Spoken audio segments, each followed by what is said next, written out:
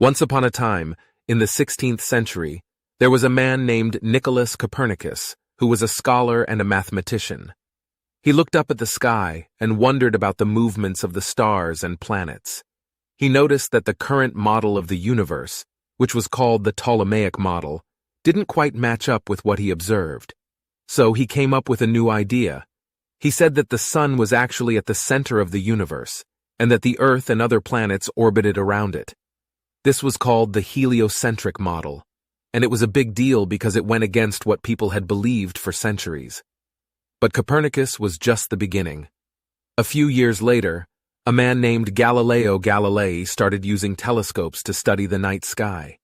He saw things that no one had seen before, like mountains on the moon and moons around Jupiter. He also supported Copernicus's idea of the heliocentric model, but this got him into trouble with the church. You see, at the time, the church had a lot of power and influence.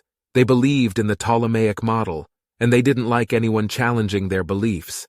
They accused Galileo of heresy, which is like a really serious crime, and he was put under house arrest for the rest of his life.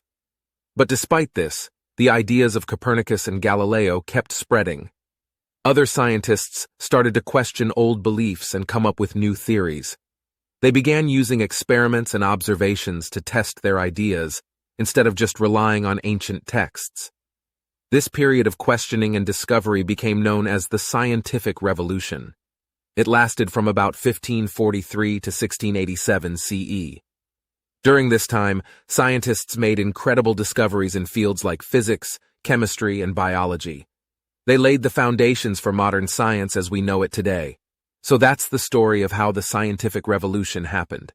It all started with one man looking up at the sky and questioning what he saw, and it ended with a whole new way of thinking about the world around us.